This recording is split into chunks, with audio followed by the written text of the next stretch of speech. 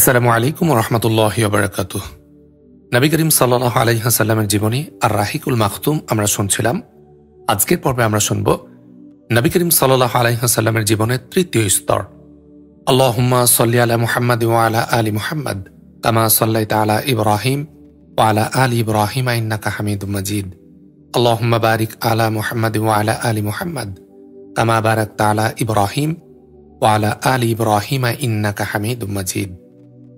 আল মারহালাতুস সালিসাত, তৃতীয় স্তর। এই স্তর হচ্ছে রাসূলুল্লাহ সাল্লাল্লাহু আলাইহি ওয়াসাল্লামের নবুয়ত জীবনের শেষ স্তর, যা তার ইসলামী দাওয়াতের সে ফলাফলসমূহের প্রতিনিধিত্ব করে, যা দীর্ঘ 23 বছরের কঠোর পরিশ্রম, অজস্র সমস্যা ও সংকট নিরসন, অসহনীয় দুঃখ যন্ত্রণা ও রক্তক্ষয়ী সংগ্রামের মধ্য দিয়ে তিনি অর্জন করেছিলেন। তাঁর ঘটনাবহুল জীবন ছিল অবিমিশ্র বিজয়, কৃতকার্যতার অভূতপূর্ব ও অভাবিতপূর্ব ঘটনার সমাহার। তবে এসবের মধ্যে সবচেয়ে উল্লেখযোগ্য এবং গুরুত্বপূর্ণ কৃতকার্যতা ছিল মক্কা বিজয়। প্রকৃতপক্ষে এ বিজয় ছিল বিজয়পূর্ব এবং বিজয়োত্তর দু যুগের মধ্যে যুগ সৃষ্টিকারী একটি ঘটনা এবং দু বৈপরীত্যের সীমান্ত রেখা। আরব অধিবাসীগণের দৃষ্টিতে কুরাইশগণ ছিল দ্বীনের সংরক্ষক এবং তত্ত্বাবধায়ক। কুরাইশগণের পরাজয়ের ফলে আরব উপদ্বীপের জনগণের মূর্তি পূজার ভিত চিরতরে উৎপাটিত হয়ে গেল এবং ইসলামের ভিত সুপ্রতিষ্ঠিত হল। এই শেষের স্তরকে দু পর্যায়ে বিভক্ত করা যায়: 1, সাধনা এবং লড়াই, ও 2, ইসলাম গ্রহণের জন্য জাতি এবং গোত্রসমূহের দৌড়। এই দু পরিস্থিতি একে অন্যের সঙ্গে বিজড়িত এবং এই স্তরের মধ্যে আগের পিছনের এবং একে অন্যের মাঝেও সংঘটিত হয়ে এসেছে। তবে এই পুস্তক প্রণয়নের ক্ষেত্রে আমরা একটি থেকে অন্যটিকে পৃথকভাবে আলোচনা করব। কাজে পিছনের আলোচনাগুলোতে যে সংগ্রাম যুদ্ধের আলোচনা চলে এসেছে, পরবর্তী যুদ্ধ তারই আনুষঙ্গিক প্রেক্ষাপটে আলোচিত হবে। হুনাইন যুদ্ধ মুসলিমগণের মক্কা বিজয় এক আকস্মিক অভিযানের ফলশ্রুতি, যার ফলে আরব গোত্রসমূহ প্রায় হতভম্ব এবং কিংকর্তব্য বিমূঢ় হয়ে পড়েছিল। তাদের এবং পার্শ্ববর্তী গোত্রসমূহের এতটুকু ক্ষমতা ছিল না যে তারা এ আকস্মিক অভিযানকে প্রতিহত করতে পারে। এই কারণে কিছু সংখ্যক জেদি, অপরিণামদর্শী এবং আত্মগর্বী গোত্র ছাড়া আর সব গোত্রই রাসূলুল্লাহ সাল্লাল্লাহু আলাইহি ওয়াসাল্লামের নিকট আত্মসমর্পণ করেছিল। এই জেদি ও আত্মগর্বী গোত্রগুলোর মধ্যে বিশেষভাবে উল্লেখযোগ্য ছিল হাওয়াজিন এবং সাকাফ গোত্র। এদের সঙ্গে মুজার, জোসাম এবং সাদ বিন বকরের গোত্রসমূহ এবং বনু হেলালের কিছু সংখ্যক লোক। এসব গোত্রের সম্পর্ক ছিল তায়েসে আয়লানের সঙ্গে। পরাজয় স্বীকার করে মুসলিমগণের নিকট আত্মসমর্পণ করাকে তারা অত্যন্ত অপমানজনক মনে করেছিল। এ কারণে ওই সকল গোত্র মালিক বিন আউফ নসরির নেতৃত্বে একত্রিত হয়ে সিদ্ধান্ত গ্রহণ করল যে তারা মুসলিমগণকে আক্রমণ করবে। শত্রুদের যাত্রা এবং আওতাস নামক স্থানে শিবির স্থাপন। এ সিদ্ধান্তের পর মুসলিমগণের সঙ্গে যুদ্ধ করার জন্য সর্বাত্মক প্রস্তুতি গ্রহণ করে মালিক বিন আউফের নেতৃত্বে তারা যাত্রা করল। সম্পদাদি, গবাদি, শিশু, সন্তানেরাও ছিল তাদের সঙ্গে। সম্মুখভাগে অগ্রসর হয়ে তারা আওতাস উপত্যকায় শিবির স্থাপন করল। এটি হুনাইনের নিকটে বনু হাওয়াজিন গোত্রের অঞ্চলভুক্ত একটি উপত্যকা, কিন্তু এ উপত্যকাটি হুনাইন হতে পৃথক।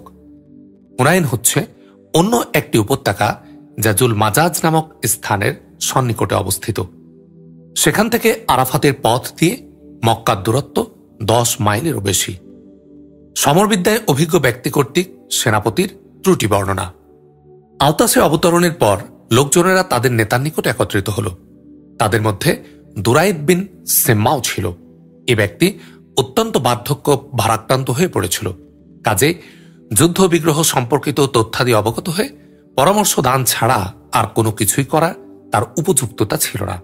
কিন্তু প্রকৃতই সে ছিল একজন বাহাদুর দাঙ্গাবাজ এবং বিজ্ঞ যোদ্ধা। সে জিজ্ঞেস করল, তোমরা কোন উপত্যকায় অবস্থান করছো? উত্তর দেয়া হলো, আওতাস উপত্যকায়। সে বলল, ঘোড়সাওয়ারদের জন্য উত্তম ভ্রমণ স্থান বটে। না কঙ্করময়, না খানাখন্দক বিশিষ্ট, না খারাপ নিম্নভূমি। কিন্তু ব্যাপারটি কি যে আমি উটের উচ্ছ্বাস ধ্বনি, গাধার ধ্বনি, শিশুদের ক্রন্দন এবং বকরির ব্যয় ধ্বনি শুনতে পাচ্ছি। লোকজনেরা বলল, মালিক বিন আউফ সৈন্যদের সঙ্গে তাদের মহিলাদের, শিশুদের, গবাদি এবং সম্পদাদি নিয়ে এসেছে। এ প্রেক্ষিতে দুরাইদ বিন মালিক ইবনু আউফকে ডেকে বললেন, তুমি কি ভেবে এমন কাজ করেছ? সে বলল, আমি চিন্তা করেছি যে প্রত্যেক ব্যক্তির সঙ্গে তার পরিবার ও সম্পদাদি থাকবে, যাতে সেগুলো রক্ষণাবেক্ষণের উত্তেজনা নিয়ে তারা যুদ্ধ করে। দুরাইদ বলল, আল্লাহর কসম, তুমি ভেড়ার রাখাল বটে। যুদ্ধে যদি পরাজিত হও তাহলে কোনো বস্তু কি তোমাকে রক্ষা করতে পারবে?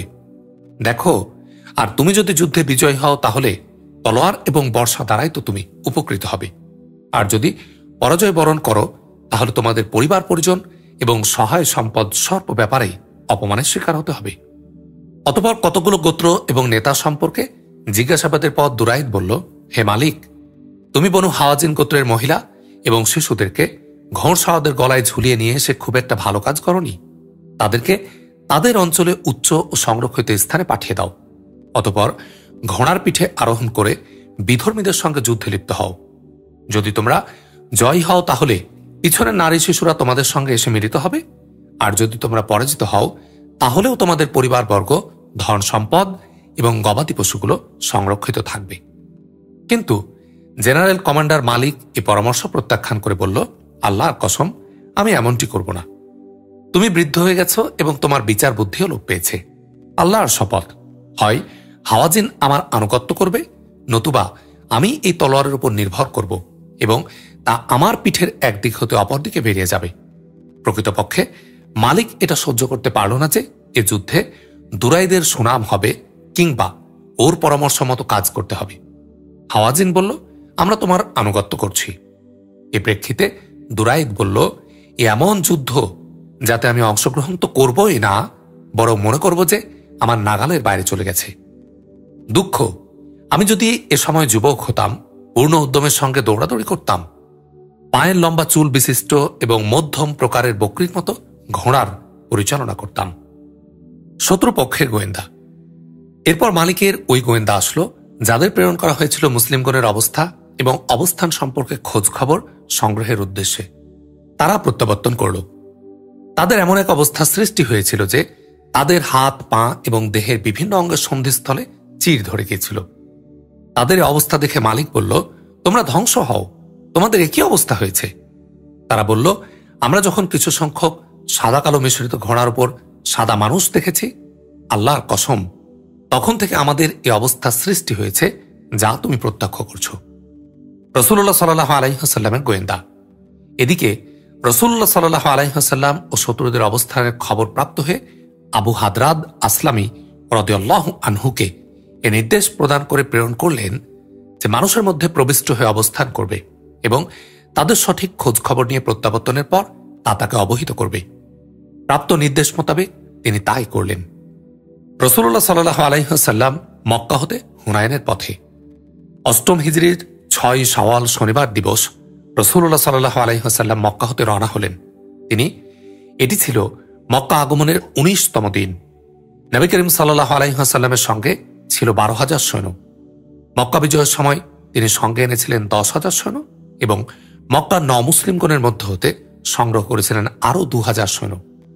এই যুদ্ধের জন্য নবী করিম সাল্লাল্লাহু আলাইহি ওয়াসাল্লাম সাফওয়ান বিন উমায়ের নিকট হতে 100 লৌহ বর্ম নিয়েছিলেন এবং আত্তাব বিন উসাইদকে মক্কার গভর্নর নিযুক্ত করেছিলেন। দুপুরের পর এক ঘোড়সাওয়ার এসে খবর দিলেন যে আমি অমুক অমুক পর্বতের উপর আরোহণ করে প্রত্যক্ষ করলাম যে বনু হাওয়াজিন গোত্র গাট্টি বোচকা সহ যুদ্ধের ময়দানে আগমন করেছে। মহিলা, শিশু, গবাদি সবকিছুই তাদের সঙ্গে রয়েছে। রাসূলুল্লাহ সাল্লাল্লাহু আলাইহি ওয়াসাল্লাম মৃদু হাসির সঙ্গে বললেন, আল্লাহ চাইতো এর সব কিছুই গনিমত হিসাবে কাল মুসলিমগণের হাতে এসে যাবে। দিন শেষে রাতের বেলা আনাস বিন আবি মারসাদ গানাভি রাদিয়াল্লাহু আনহু স্বেচ্ছাসেবী হিসাবে নৈশ প্রহরীর দায়িত্ব পালন করেন।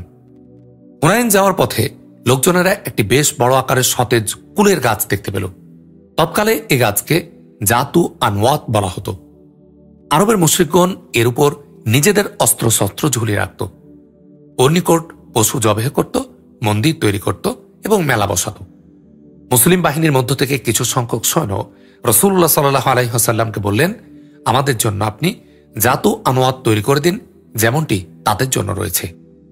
রাসূলুল্লাহ সাল্লাল্লাহু আলাইহি ওয়াসাল্লাম বললেন, আল্লাহু আকবার, সে সত্তার শপথ যার হাতে রয়েছে আমার জীবন, তোমরা ঠিক সেরূপ কথা বলেছ যেমন বলেছিল মুসা আলাইহিস সালামের কওম, ইজআল লানা ইলাহান কামা লাহুম আলিহা, আমাদের জন্য উপাস্য তৈরি করে দিন যেমন তাদের জন্য উপাস্য রয়েছে।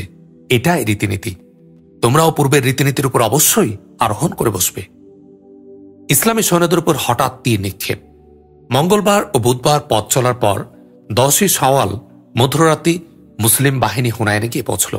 কিন্তু মালিক বিন আউফ পূর্বেই তার বাহিনী নিয়ে সেখানে অবতরণ করে এবং রাতের অন্ধকারে অত্যন্ত সংগোপনে তারা বাহিনীর বিভিন্ন ইউনিটকে ভিন্ন ভিন্ন স্থানে মোতায়েন করে দেয়। অধিকন্তু তাদের এই নির্দেশও প্রদান করা হয় যে মুসলিম বাহিনী উপত্যকায় অবতরণ করা মাত্রই যেন প্রবলভাবে তাদের উপর তীর নিক্ষেপ করে তাদের ছিন্ন ভিন্ন করে ফেলা হয় এবং একযোগে তাদের উপর আক্রমণ চালানো হয়। এদিকে সাহরির সময় রাসূলুল্লাহ সাল্লাল্লাহু আলাইহি ওয়াসাল্লাম সৈন্যদের শ্রেণীবিন্যাস করে নিলেন এবং পতাকা বেঁধে লোকজনের মধ্যে বিতরণ করলেন। তারপর সকালে মুসলিম বাহিনী দ্রুততার সঙ্গে অগ্রসর হয়ে হুনাইন উপত্যকায় উপস্থিত হলেন। শত্রুদের অবস্থান সম্পর্কে তাদের জানা ছিল না। তারা জানতেন না যে শত্রুপক্ষের সাকিফ ও হাওয়াজিন গোত্রের বীর সৈনিকগণ এ উপত্যকায় সংকীর্ণ গিরিপথে অবস্থান গ্রহণ করেছে, অগ্রসরমান মুসলিম বাহিনীর উপর অতর্কিতভাবে আঘাত হানার উদ্দেশ্যে। এ কারণে সম্পূর্ণ নির্বিঘ্ন চিত্তে তারা সেখানে অবতরণ করেছিলেন। এমন সময় আকস্মিকভাবে তাদের উপর তীরবর্ষণ শুরু হয়ে গেল এবং কিছুক্ষণের মধ্যে শত্রু দলে তাদের উপর একযোগে ঝাঁপিয়ে পড়ল। আকস্মিক এ আক্রমণের প্রচণ্ডতা সামলাতে না পেরে মুসলিম বাহিনী ছত্রভঙ্গ অবস্থায় এমনভাবে দৌড়াদৌড়ি করতে থাকল যে কেউ কারো প্রতি লক্ষ্য করল না। এ ছিল এক পর্যদুস্ত অবস্থা এবং অবমাননাকর পরাজয়। এমনকি আবু সুফিয়ান বিন হার্ব, যিনি নতুন মুসলিম হয়েছিলেন, বললেন এখন তাদের দৌড়াদৌড়ি সমুদ্রের আগে থামবে না। জাবালা অথবা কালাদাহ বিন হাম্বাল চিৎকার করে বললেন, দেখো জাদু বাতিল হয়ে গেল। যা হোক, যখন দৌড়ঝাঁপ আরম্ভ হয়ে গেল তখন রাসূলুল্লাহ সাল্লাল্লাহু আলাইহি ওয়াসাল্লাম ডান দিক থেকে উচ্চস্বরে ডাক দিলেন, ও হে লোকজনেরা, আমার দিকে এসো, আমি মুহাম্মদ সাল্লাল্লাহু আলাইহি ওয়াসাল্লাম বিন আব্দুল্লাহ। ওই সময় কিছু সংখ্যক মুহাজির এবং আনসারের লোকজন ছাড়া আর কেউ তার সঙ্গে ছিলেন না। ইবনু ইসহাকের বর্ণনা মতে তাদের সংখ্যা ছিল মাত্র 9 জন, আর ইমাম নাবাবী মতানুসারে তাদের সংখ্যা ছিল 12 জন। বিশুদ্ধ কথা সেটাই যা ইমাম আহমদ ও হাকিম তার মুস্তাদরাকে আব্দুল্লাহ ইবনু মাসউদ থেকে বর্ণনা করছেন। তিনি বলেছেন, হুনাইন যুদ্ধে আমরা রাসূলুল্লাহ সাল্লাল্লাহু আলাইহি ওয়াসাল্লামের সাথে ছিলাম। লোকেরা সব পালিয়ে গেল।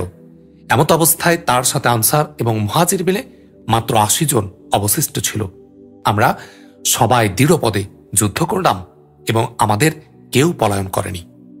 ইমাম তিরমিজি হাসান সূত্রে ইবনু ওমর হতে বর্ণনা করেন, তিনি বলেছেন, আমরা দেখলাম যে লোকেরা হুনাইন ছেড়ে পলায়ন করছে আর রাসূলুল্লাহ সাল্লাল্লাহু আলাইহি ওয়াসাল্লামের সাথে রয়েছে 300 সাহাবা রাদিয়াল্লাহু আনহুম। উল্লেখিত সংকটপূর্ণ সময়ে রাসূলুল্লাহ সাল্লাল্লাহু আলাইহি ওয়াসাল্লাম তেজোদীপ্ততা ও বীরত্ব প্রদর্শন করেন, তার কোনো তুলনা ছিল না। মুসলিম বাহিনীর ইতস্তত বিক্ষিপ্ততা, দৌড়ঝাঁপের মুখেও তিনি ছিলেন অচল, অটল ও শত্রু অভিমুখী এবং সম্মুখ অগ্রসর হওয়ার জন্য তার খচ্চরকে তিনি উত্তেজিত করতে থাকেন। এ সময় তিনি বলছিলেন, আমি সত্যই নবী, মিথ্যা নই, আমি আব্দুল মুত্তালিবের পুত্র। কিন্তু সে সময় আবু সুফিয়ান বিন হারিস রাদিয়াল্লাহু আনহু নবী করিম সাল্লাল্লাহু আলাইহি ওয়াসাল্লামের খচ্চরকে লাগাম ধরে টেনে রেখেছিলেন এবং আব্বাস রাদিয়াল্লাহু আনহু খচ্চরের রেকাব ধরে তাকে থামিয়ে রেখেছিলেন। তারা উভয়ে এ কারণে খচ্চরকে থামিয়ে রেখেছিলেন যেন সে দ্রুত গতিতে এগিয়ে না যায়। মুসলিমগণের প্রত্যাবর্তন ও অভিযানের জন্য জেগে ওঠা। এরপর রাসূলুল্লাহ সাল্লাল্লাহু আলাইহি ওয়াসাল্লাম আপন চাচা আব্বাস রাদিয়াল্লাহু আনহুকে নির্দেশ প্রদান করলেন সাহাবীগণ রাদিয়াল্লাহু আনহুমকে যেন উচ্চস্বরে আহ্বান জানাতে। তিনি ছিলেন দরাজ কণ্ঠ বিশিষ্ট। আব্বাস রাদিয়াল্লাহু আনহু বলেছেন, আমি অত্যন্ত উচ্চকণ্ঠে আহ্বান জানালাম, ও হে বৃক্ষতলের ব্যক্তিবর্গ, বাইয়াতে রিদওয়ানে অংশগ্রহণকারী বৃন্দ, কোথায় আছো? আল্লাহর কসম, আমার কণ্ঠ শ্রবণ করা মাত্র তারা এমন ভাবে ফিরে এলো বাচ্চার ডাক শুনে গাভী যেমন ভাবে ফিরে আসে এবং উত্তরে বলল, হ্যাঁ হ্যাঁ, আমরা আসছি। এ সময় এমন এক অবস্থা সৃষ্টি হয়েছিল যে কোনো ব্যক্তি তার উটকে ফিরানোর চেষ্টা করেও ফিরাতে সক্ষম না হলে নিজ লৌহ বর্ম স্বীয় গলায় নিক্ষেপ করে নিজ ঢাল ও তলোয়ার সামলিয়ে নিয়ে উটের পিঠ থেকে লাফ দিয়ে নেমে পড়ত এবং উটকে ছেড়ে দিয়ে এ শব্দের দিকে দৌড় দিতে থাকত। এভাবে সমবেত হয়ে যখন নবী করিম সাল্লাল্লাহু আলাইহি ওয়াসাল্লামের নিকট 100 লোকের সমাবেশ ঘটল, তখন তারা শত্রুদের সঙ্গে যুদ্ধ আরম্ভ করে দিলেন। এরপর শুরু হলো আনসারদের প্রতি আহ্বান, এসো এসো, আনসারদের দল দ্রুত এগিয়ে এসো। আনসারদের উদ্দেশ্য উচ্চারিত এ আহ্বান বনু হারিস বিন খাজরাজের মধ্যে সীমাবদ্ধ হয়ে গেল। এদিকে মুসলিম সৈন্যগণ যে গতিতে যুদ্ধক্ষেত্র পরিত্যাগ করে গিয়েছিলেন, ঠিক সে গতিতে পুনরায় যুদ্ধক্ষেত্রে আগমন করতে থাকলেন। দেখতে দেখতে কিছুক্ষণের মধ্যে উভয় পক্ষের মধ্যে কালো ধোঁয়ার স্রোতের ন্যায় তুমুল যুদ্ধ শুরু হয়ে গেল। রাসূলুল্লাহ সাল্লাল্লাহু আলাইহি ওয়াসাল্লাম যুদ্ধের ময়দানের দিকে দৃষ্টি নিক্ষেপ করে বললেন, এখন চুলা উত্তপ্ত হয়ে উঠেছে। প্রকৃতপক্ষে যুদ্ধক্ষেত্রে তখন চরম অবস্থার সৃষ্টি হয়েছিল। অতঃপর তিনি জমিন থেকে এক মুষ্টি মাটি নিয়ে তার শত্রুদের প্রতি নিক্ষেপ করে দিয়ে বললেন, শাহাতিল উজুহ, তথা মুখমণ্ডল বিকৃত হোক। এ এক মুষ্টি মাটি এমনভাবে বিস্তার লাভ করল যে শত্রুপক্ষের এমন কোনো লোক ছিল না যার চক্ষু এই মাটি দ্বারা পরিপূর্ণ হয়নি। এরপর থেকে তাদের যুদ্ধোন্মন্দরা ক্রমে ক্রমে স্তিমিত হতে থাকে এবং তাদের অবস্থার পরিবর্তন হয়ে যায়। শত্রুদের শোচনীয় পরাজয়।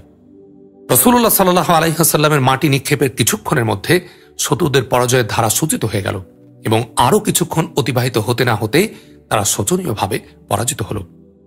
সাকিফের 70 জন লোক নিহত হল এবং তাদের সঙ্গে যা কিছু সম্পদ, অস্ত্রশস্ত্র, মহিলা, শিশু ও গবাদি ছিল, সবই মুসলিমগণের হস্তগত হল। এটাই হচ্ছে সে পরিবর্তন যে সম্পর্কে আল্লাহ রব্বুল আলামিন সূরা তওবার 25 থেকে 26 নম্বর আয়াতে ইঙ্গিত করেছেন। আর হুনাইনের যুদ্ধের দিন তোমাদের সংখ্যার আধিক্য তোমাদেরকে গর্বে মাতোয়ারা করে দিয়েছিল, কিন্তু তা তোমাদের কোনো কাজে আসেনি। জমিন তার বিশালতা নিয়ে তোমাদের কাছে সংকীর্ণ হয়ে গিয়েছিল আর তোমরা পিছন ফিরে পালিয়ে গিয়েছিলে। তারপর আল্লাহ তার রসূলের উপর আর মুমিনদের উপর তার প্রশান্তির অমীয় ধারা বর্ষণ করলেন আর পাঠালেন এমন এক সেনাবাহিনী যা তোমরা দেখতে পাওনি, আর তিনি কাফিরদেরকে শাস্তি প্রদান করলেন। এভাবে আল্লাহ কাফিরদেরকে প্রতিফল দিয়ে থাকেন। পশ্চাদ্ধাবন। পরাজিত হওয়ার পর শত্রুদের একটি দল তাইফ অভিমুখে চলে যায়, অন্য একটি দল নাখালার দিকে পলায়ন করে, অধিকন্তু অন্য একটি দল আওতাসের পথ ধরে। রাসূলুল্লাহ সাল্লাল্লাহু আলাইহি ওয়াসাল্লাম আবু আমর আশআরী রাদিয়াল্লাহু আনহু এর নেতৃত্বে একটি পশ্চাদ্ধাবনকারী দল আওতাসের দিকে প্রেরণ করেন। উভয় দলের মধ্যে সামান্য সংঘর্ষের পর মুশরিক দল পলায়ন উদ্যত হল। তবে এ সংঘর্ষে দলনেতা আবু আমির আশআরী রাদিয়াল্লাহু আনহু শহীদ হয়ে যান। মুসলিম ঘোড়সাওয়ারদের একটি দল নাখালার দিকে প্রত্যাবর্তনকারী মুশরিকদের পশ্চাদ্ধাবন করেন এবং দুরাইদ বিন সিম্মাহকে পাকড়াও করেন, যাকে রাবিয়া বিন রাফি হত্যা করেন। পরাজিত মুশরিকগণের তৃতীয় এবং সবচেয়ে বড় দলটির পশ্চাদ্ধাবন করে তারা তাইফের পথে গমন করেন।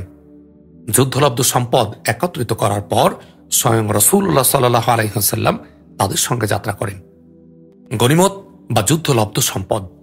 গনিমতের মধ্যে ছিল যুদ্ধবন্দী 6000, উট 24,000, বকরি 40,000-এরও বেশি এবং রৌপ্য 4000 উকিয়া অর্থাৎ 1,60,000 দিরহাম, যার পরিমাণ 6 কুইন্টালের কয়েক কেজি কম। রাসূলুল্লাহ সাল্লাল্লাহু আলাইহি ওয়াসাল্লাম সকল সম্পদ একত্রিত করার নির্দেশ প্রদান করেন। অতঃপর সেগুলো জিরান নামক স্থানে জমা রেখে মাসউদ বিন আমর গিফারিকে তত্ত্বাবধায়ক নিযুক্ত করেন। তাইফ যুদ্ধ থেকে প্রত্যাবর্তন এবং অবসর না হওয়া পর্যন্ত তিনি গনিমত বন্টন করেননি। যুদ্ধবন্দীদের মধ্যে ছিল রাসূলুল্লাহ সাল্লাল্লাহু আলাইহি ওয়াসাল্লামের দুধ বোন শায়মা বিনতে হারিস সাদিয়া। রাসূলুল্লাহ সাল্লাল্লাহু আলাইহি ওয়াসাল্লামের নিকট আনিত হয়ে সে নিজ পরিচয় পেশ করলে তিনি তার একটি পরিচিতি চিহ্নের মাধ্যমে তাকে সহজেই চিনতে পারলেন এবং নিজ চাদর বিছিয়ে তার উপর সসম্মানে বসালেন। অতঃপর তাকে তার কওমের নিকট ফেরত পাঠালেন। তাইফ যুদ্ধ। প্রকৃতপক্ষে এ যুদ্ধ ছিল হুনাইন যুদ্ধের বিস্তরণ। যেহেতু হাওয়াজিন এবং সাকিফ গোত্রের অধিক সংখ্যক পরাস্ত মুশরিক ফৌজ বাহিনীর কমান্ডার মালিক বিন আহব নাসারির সঙ্গে পলায়ন করে তাইফে গিয়েছিল এবং সেখানে দুর্গে আশ্রয় গ্রহণ করেছিল, সেহেতু রাসূলুল্লাহ সাল্লাল্লাহু আলাইহি ওয়াসাল্লাম হুনাইনের ব্যস্ততা থেকে অবকাশ লাভের পর তাইফের প্রতি মনোনিবেশ করলেন এবং 8ম হিজরির শাওয়াল মাসেই তাইফের উদ্দেশ্যে এক বাহিনী প্রেরণের মনস্থ করলেন। প্রথমে খালিদ বিন ওয়ালিদ রাদিয়াল্লাহু আনহুর নেতৃত্বে 1000 সৈন্যের এক তেজস্বী বাহিনী প্রেরণ করলেন। অতঃপর নবী করিম সাল্লাল্লাহু আলাইহি ওয়াসাল্লাম নিজেই তাইফ অভিমুখে রওনা হয়ে গেলেন। পথের মধ্যে নাখালা, ইয়ামানিয়া, কারনুল মানাজিল, লিয়াহ প্রভৃতি স্থানের উপর দিয়ে গমন করেন। লিয়াহ নামক স্থানে মালিক বিন আউফের একটি দুর্গ ছিল। নবী করিম সাল্লাল্লাহু আলাইহি ওয়াসাল্লাম দুর্গটি ভেঙে ফেলেন। অতঃপর ভ্রমণ অব্যাহত রেখে তাইফে গিয়ে পৌঁছেন এবং তাইফের দুর্গের নিকটবর্তী স্থানে শিবির স্থাপন করে দুর্গ অবরোধ করে রাখলেন। অবরোধ ক্রমে ক্রমে দীর্ঘায়িত হতে থাকে। সহিহ মুসলিমের হাদিসে আনাস রাদিয়াল্লাহু আনহু হতে বর্ণিত হয়েছে, এই অবরোধ 40 দিন পর্যন্ত অব্যাহত ছিল। কোন কোন চরিত্রকার এই অবরোধের সময়সীমা 20 দিন বলে উল্লেখ করেছেন। অন্যদের মধ্য হতে কেউ কেউ 10 দিনের অধিক, কেউ 18 দিন, কেউ বা 15 দিন বলে উল্লেখ করেছেন। অবরোধ চলাকালে উভয় পক্ষ হতে তীর নিক্ষেপ এবং প্রস্তরখণ্ড নিক্ষেপের মতো ঘটনা মাঝে মাঝে ঘটতে থাকে। প্রথম অবস্থায় মুসলিমগণ যখন অবরোধ শুরু করেন, তখন দুর্গের মধ্য থেকে তাদের উপর এত অধিক সংখ্যক তীর নিক্ষেপ করা হয়েছিল যে মনে হয়েছিল যেন টিড্ডি দল ছায়া করেছে। এতে কিছু সংখ্যক মুসলিম আহত হন এবং 12 জন শহীদ হন। অতঃপর ক্যাম্প উঠিয়ে তাদেরকে সেখান থেকে বর্তমান তাইফের মসজিদের নিকট নিয়ে যেতে হয়। এই পরিস্থিতি হতে নিষ্কৃতি লাভের উদ্দেশ্যে রাসূল করিম সাল্লাল্লাহু আলাইহি ওয়াসাল্লাম তাইফবাসীদের উপর মিনজানিক যন্ত্র ব্যবহারের মাধ্যমে একাধিক গোলা নিক্ষেপ করেন, যার ফলে দুর্গের দেয়ালে ছিদ্রের সৃষ্টি হয়ে যায় এবং মুসলিমগণের একটি দল দাবাবার মধ্যে প্রবেশ করে আগুন জ্বালানোর জন্য দেয়াল পর্যন্ত পৌঁছে যান। কিন্তু শত্রুগণ তাদের উপর লোহার উত্তপ্ত টুকরো নিক্ষেপ করতে থাকে, ফলে কিছু সংখ্যক মুসলিম শহীদ হয়ে যান। শত্রুদের ঘায়েল করার উদ্দেশ্যে রাসূলুল্লাহ সাল্লাল্লাহু আলাইহি ওয়াসাল্লাম যুদ্ধের ভিন্নতর কৌশল হিসাবে আঙ্গুর ফলের বৃক্ষ কর্তন করার জন্য নির্দেশ প্রদান করেন। কিন্তু মুসলিমগণ অধিক সংখ্যক বৃত্ত কর্তন করে ফেললে সাকিফ গোত্র আল্লাহ ও আত্মীয়তার বরাত দিয়ে বৃক্ষ কর্তন বন্ধ করার জন্য আবেদন জানালে রাসূলুল্লাহ সাল্লাল্লাহু আলাইহি ওয়াসাল্লাম তা মঞ্জুর করেন। অবরোধ চলাকালে রাসূলুল্লাহ সাল্লাল্লাহু আলাইহি ওয়াসাল্লামের ঘোষক ঘোষণা দেন যে গোলাম দুর্গ থেকে বেরিয়ে এসে আমাদের নিকট আত্মসমর্পণ করবে, সে মুক্ত বা স্বাধীন বলে বিবেচিত হবে। এ ঘোষণার প্রেক্ষিতে 23 ব্যক্তি দুর্গ থেকে বের হয়ে এসে মুসলিমগণের দলভুক্ত হয়। এদের মধ্যেই ছিলেন আবু বকরা রাদিয়াল্লাহু আনহু।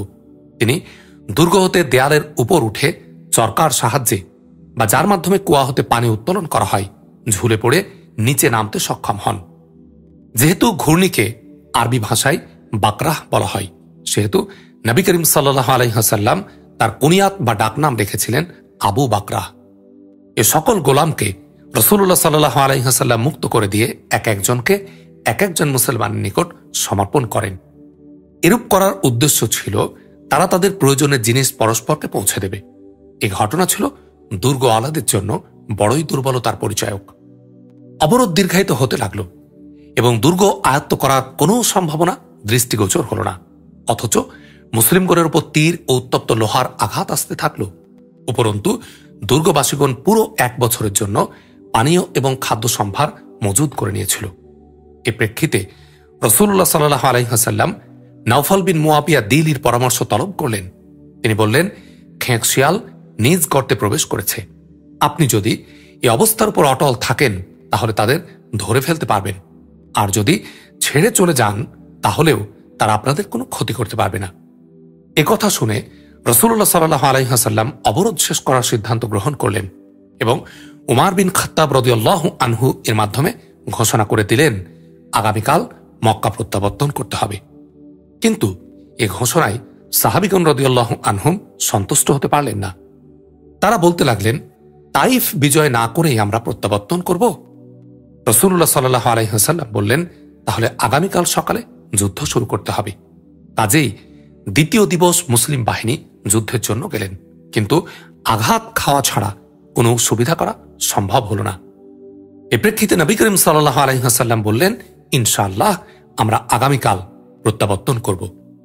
নবী করিম সাল্লাল্লাহু আলাইহি ওয়াসাল্লামের এ প্রস্তাবে সকলেই আনন্দিত হলেন এবং কোনো আলাপ আলোচনা ব্যতি রেখে প্রত্যাবর্তনের জন্য প্রস্তুতি গ্রহণ শুরু করে দিলেন। এ অবস্থা প্রত্যক্ষ করে রাসূলুল্লাহ সাল্লাল্লাহু আলাইহি ওয়াসাল্লাম মৃদু মৃদু হাসতে থাকলেন। এরপর লোকেরা যখন তাঁবুর খুঁটি উঠিয়ে নিয়ে যাত্রা শুরু করলেন, তখন নবী করিম সাল্লাল্লাহু আলাইহি ওয়াসাল্লাম বললেন যে, তোমরা বলতে থাকো আমরা প্রত্যাবর্তনকারী, তওবাকারী, উপাসনাকারী এবং স্বীয় প্রতিপালকের প্রশংসাকারী।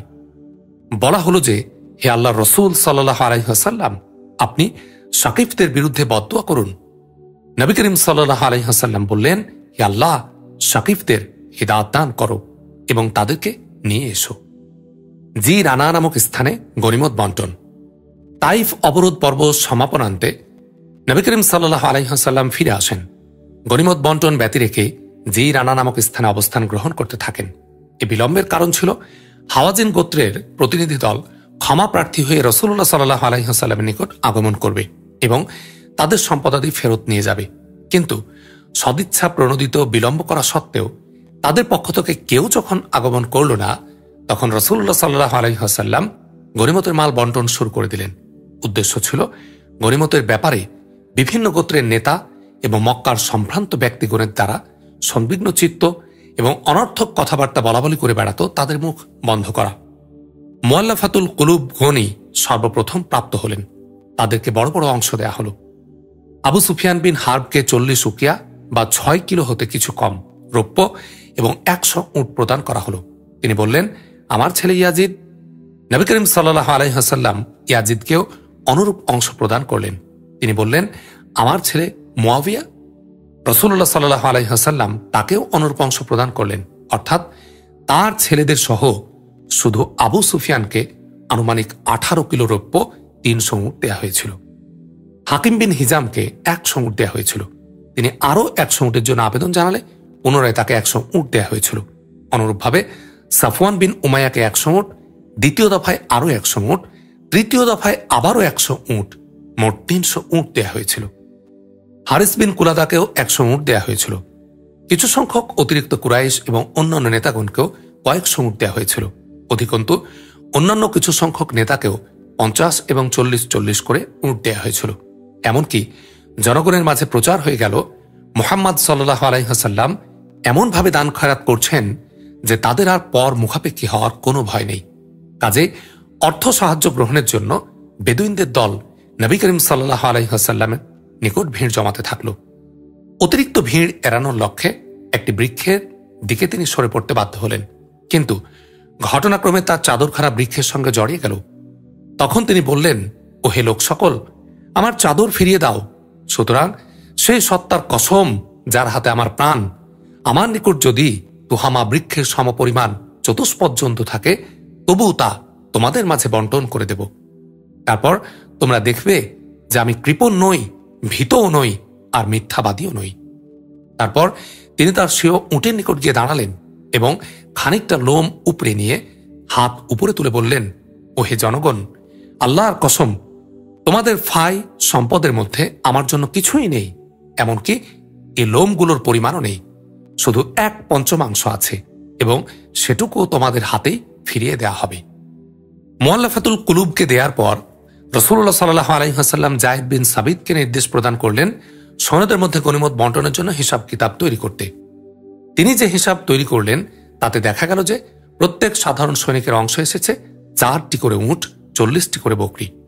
ঘোড়সওয়ারদের প্রত্যেকের অংশ এসেছে 12টি উট, 120টি করে বকরি। এ বন্টনের ভিত্তি ছিল এক কৌশলময় রাজনীতি। কারণ পৃথিবীতে এমন অনেক লোক আছে যাদের সত্যের পথে আনা হয় বিবেক বুদ্ধির পথ ধরে নয়, বরং পেটের পথ ধরে। অর্থাৎ তৃণভোজী পশুর সামনে একগুচ্ছ সতেজ ঘাস ধরলে সে যেমন লাফ দিয়ে অগ্রসর হয়ে সে স্থানে পৌঁছে যায়, অনুরূপ ধারায় উল্লেখিত ধরনের লোকজনদের আকৃষ্ট করার প্রয়োজন রয়েছে, যাতে তারা ঈমানের সঙ্গে অন্তরঙ্গ হয়ে তার জন্য আগ্রহী এবং উদ্যমী হতে পারে। আনসারদের বিমর্ষতা ও দুর্ভাবনা। রাসূলুল্লাহ সাল্লাল্লাহু আলাইহি ওয়াসাল্লামের প্রাজ্ঞ রাজনীতির ব্যাপারে প্রাথমিক অবস্থায় কোনো কোনো লোকের সুস্পষ্ট ধারণা সৃষ্টি না হওয়ার কারণে কিছু কিছু মৌখিক প্রশ্ন উত্থাপিত হয়েছিল। বিশেষ করে আনসারদের উপর এর প্রভাব এবং প্রতিক্রিয়া ছিল সবচেয়ে বেশি, কারণ হুনাইন যুদ্ধের সকল প্রকার সুযোগ সুবিধা থেকে তারা বঞ্চিত হয়েছিলেন। অথচ বিপদের সময় তাদেরকে আহ্বান জানানো হয়েছিল এবং সে আহ্বানে সর্বাগ্রে সাড়া দিয়ে তারাই রাসূলুল্লাহ সাল্লাল্লাহু আলাইহি ওয়াসাল্লামের সঙ্গে মিলিত হয়েছিলেন এবং এমন বীর বিক্রমে যুদ্ধ করেছিলেন যে কিছুক্ষণের মধ্যে কঠিন বিপর্যয় সুন্দর বিজয়ে পরিণত হয়ে যায়। কিন্তু তারা তখন প্রত্যক্ষ করলেন যে পলায়নকারীদের হাত হল পূর্ণ, অথচ তাদের হাতই রয়ে গেল শূন্য। আবু সাঈদ খুদরি রাদিয়াল্লাহু আনহু হতে ইবনে ইসহাক বর্ণনা করেছেন যে রাসূলুল্লাহ সাল্লাল্লাহু আলাইহি ওয়াসাল্লাম কুরাইশ এবং অন্যান্য আরব গোত্রগুলোকে গনিমত বন্টন করে দিলেন। আনসারদের ভাগে কিছুই পড়ল না। তখন তারা মনে মনে অত্যন্ত দুঃখিত ও দুশ্চিন্তাগ্রস্ত হয়ে পড়লেন। তাদের মনে এতদ সংক্রান্ত অনেক প্রশ্নের উদয় হল। এমনকি তাদের মধ্য থেকে একজন বলেই বসলেন, আল্লাহর কসম, রাসূলুল্লাহ সাল্লাল্লাহু আলাইহি ওয়াসাল্লাম তার নিজ কওমের সঙ্গে মিশে গেছেন। এ প্রেক্ষিতে সাদ রাদিয়াল্লাহু আনহু রাসূল করিম সাল্লাল্লাহু আলাইহি ওয়াসাল্লামের নিকট উপস্থিত হয়ে আরজ করলেন, হে আল্লাহ রাসূল সাল্লাল্লাহু আলাইহি ওয়াসাল্লাম, আয় বন্টনের ব্যাপারে আপনি যে ব্যবস্থা অবলম্বন করেছেন তাতে আনসারগণ আপনার প্রতি দুঃখিত এবং মনক্ষুণ্ণ হয়েছেন। আপনি নিজ কওমের লোকজনদের মধ্যে তা বন্টন করেছেন এবং তাদেরকে অনেক বেশি বেশি পরিমাণ দান করেছেন, কিন্তু আনসারদের কিছুই দেননি। রাসূলুল্লাহ সাল্লাল্লাহু আলাইহি ওয়াসাল্লাম বললেন, হে সাদ, এ সম্পর্কে তোমার কি ধারণা? তিনি বললেন, হে আল্লাহ রাসূল সাল্লাল্লাহু আলাইহি ওয়াসাল্লাম, আমিও তো আমার কওমের লোকজনদের মধ্যে একজন।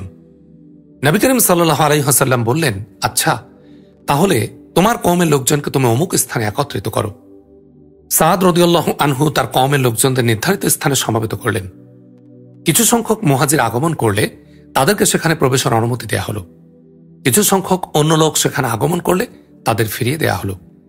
যখন সংশ্লিষ্ট লোকজনেরা সেখানে একত্রিত হলেন, তখন সাদ রাদিয়াল্লাহু আনহু নবী করিম সাল্লাল্লাহু আলাইহি ওয়াসাল্লামের খিদমতে উপস্থিত হয়ে আরজ করলেন, আনসারগণ আপনার জন্য একত্রিত হয়েছেন। রাসূলুল্লাহ সাল্লাল্লাহু আলাইহি ওয়াসাল্লাম তৎক্ষণাৎ সেখানে আগমন করলেন এবং আল্লাহর প্রশংসা ও গুণগান করার পর বললেন, ওহে আনসারগণ, কি কারণে তোমরা আমার ব্যাপারে অসন্তুষ্টি পোষণ করেছ? আমি কি তোমাদের নিকট এমন অবস্থা আসেনি যখন তোমরা পথভ্রষ্ট ছিলে? আল্লাহ তোমাদেরকে হিদায়াত দান করেছেন। তোমরা অসহায় ছিলে, তিনি তোমাদেরকে সহায় সম্পদ দান করেছেন। তোমরা পরস্পরের শত্রু ছিলে, তিনি তোমাদের মধ্যে মহাব্বতের বন্ধন সৃষ্টি করে দিয়েছেন। লোকজনেরা বললেন, অবশ্যই এ সব কিছুই আল্লাহ এবং তার রাসূল সাল্লাল্লাহু আলাইহি ওয়াসাল্লামের বড়ই অনুগ্রহ। অতঃপর নবী করিম সাল্লাল্লাহু আলাইহি ওয়াসাল্লাম বললেন, আনসারগণ, তোমরা আমার কথার উত্তর দিচ্ছ না কেন? আনসারগণ বললেন, হে আল্লাহর রাসূল সাল্লাল্লাহু আলাইহি ওয়াসাল্লাম, আমরা কি উত্তর দেব? এ সব তো আল্লাহ ও তার রাসূল সাল্লাল্লাহু আলাইহি ওয়াসাল্লামের অনুগ্রহ। রাসূল সাল্লাল্লাহু আলাইহি ওয়াসাল্লাম বললেন, দেখো, আল্লাহর কসম, ইচ্ছে করলে তোমরা বলতে পারো আর তা সত্য কথাই বলবে এবং তোমাদের কথা সত্য বলে ধরে নেওয়া হবে যে আপনি আমাদের নিকট এমন সময় এসেছিলেন যখন আপনাকে মিথ্যাবাদী প্রতিপন্ন করা হচ্ছিল। আমরা আপনাকে সত্য বলে স্বীকার করেছি। আপনি যখন ছিলেন বন্ধু বান্ধব সহায় সম্বলহীন, তখন আমরা আপনাকে সহায়তা দান করেছিলাম। আপনাকে যখন বিতাড়িত করা হয়েছিল, তখন আমরা আপনাকে আশ্রয় দান করেছিলাম। আপনি যখন ছিলেন অভাবগ্রস্ত, দুশ্চিন্তাগ্রস্ত, আমরা তখন দুশ্চিন্তাগ্রস্ত হতে আপনাকে সাহায্য করেছিলাম। অতঃপর নবী করিম সাল্লাল্লাহু আলাইহি ওয়াসাল্লাম বললেন, হে আনসারগণ, একটি নিকৃষ্ট ঘাসের জন্য তোমরা নিজ নিজ অন্তরে অসন্তুষ্ট হয়েছ, অথচ এর মাধ্যমে আমি তোমাদের অন্তরকে একে অপরের সঙ্গে সংযুক্ত করে দিয়েছি, যাতে তোমরা মুসলিম হয়ে ইসলামের প্রতি সমর্পিত হয়ে যাও। হে আনসারগণ, তোমরা কি সন্তুষ্ট নও যে সে সকল লোকেরা উট এবং বকরি নিয়ে ফিরে যাবে, আর তোমরা স্বয়ং আল্লাহ রাসূল সাল্লাল্লাহু আলাইহি ওয়াসাল্লামকে নিয়ে নিজ কওমের নিকট ফিরে যাবে? সে সত্তার কসম যার হাতে রয়েছে আমার জীবন, যদি হিজরতের বিধান না হতো তবে আমিও হতাম আনসারদের মধ্যকার একজন। যদি অন্যান্য লোকেরা এক পথে চলেন এবং আনসারগণ অন্য পথে চলেন, তবে আমিও আনসারদের পথে চলব।